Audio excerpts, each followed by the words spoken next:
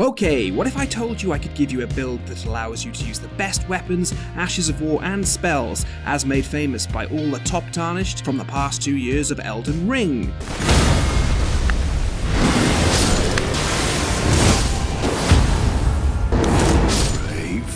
What if I told you that this build was also the perfect build to prepare you for the Shadow of the Erdtree DLC? Well, that is exactly what I am giving you.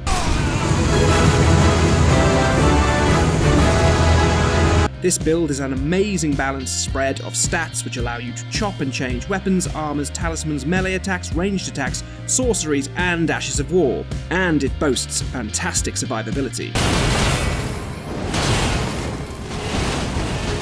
At rune level 150 you will still have plenty of options to gain and spend more points if you want to lean towards a specific playstyle, but at this level we also ensure the most balanced and exciting experience for the upcoming DLC. My fellow Tarnished, I give you the True Tarnished. Right, let's start with the class and stats first to get this perfectly balanced build ready. If you could leave me a like and subscribe, that would be great. Thanks! I started with the Wretch class. We have Vigor at 60, this is the hard cap, and by using Morgoth's Great Rune with the Crimson Amber Medallion +2 and Erdtree's Favour +2, we end up with the maximum amount of HP for our stat investment. Mind is at 10, the minimum for the allocated spells we'll start with. Endurance at 22, this gives us medium load rolling for most loadouts and is a nice balance for attacks, dodging and blocking. Strength at 21, this gives us a stat of 31.5 when two-handing, which opens us up to greatswords and colossal weapons.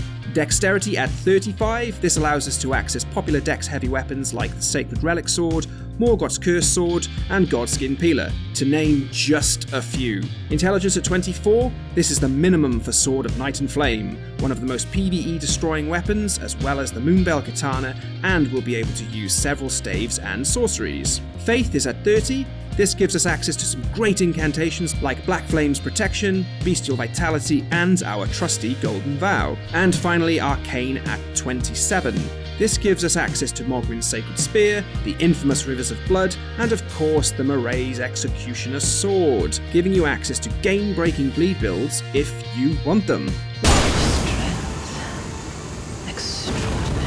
Okay, let's have a look at our gear next and some examples of options. The base loadout for this build is a Raging Wolf Sword and Board build that benefits from support incantations, Bloodhound Step, increased hits, golden parry, and ranged attacks. Seriously, all of this in just one of our possible loadouts. In our main hand we have the Knight's Greatsword with the Stormblade Ash of War, so we have the ranged benefits of Stormblade with the poise-breaking moveset of a Greatsword. In our offhand, we have the Banished Knight's Great Shield with Golden Parry, giving 100% physical damage negation and an easier chance to learn our parry timings. Back in the main hand, we have a swap to a Misery Chord with the Bloodhound Step Ash of War for easy evasion and increased crit damage. The second offhand slot has a Dragon Communion Seal, weighing nothing for our support incantations. And the third and final offhand swap is the Albinauric Bow for ranged attacks, which we can also infuse with different damage types. As for talismans, we have the Crimson Amber Medallion +2, boosting our HP, the Erdtree's Favour +2, boosting health, stamina, and equip load, the Dragon Crest Great Shield Talisman, boosting our physical defense by 20%, and the Shard of Alexander, boosting our skills damage by 15%. In the Flask of Wondrous Physick, we have the Greenburst Crystal tier for our stamina recovery, and the Opaline Hard tier for more damage negation. As for our incantations, we have Black Flame's Protection, increasing our physical defense, Golden Vow, boosting attack and defense, and Bestial Vitality, healing us over time. It's a perfectly balanced all-round playstyle with great survivability. Now, if you want to change things up, you can of course try weapons like the Sword of Night and Flame, and its melting Ashes of War like Comet Azure. And if you get clever with the fourth slot of your talismans, then you really can open things up further.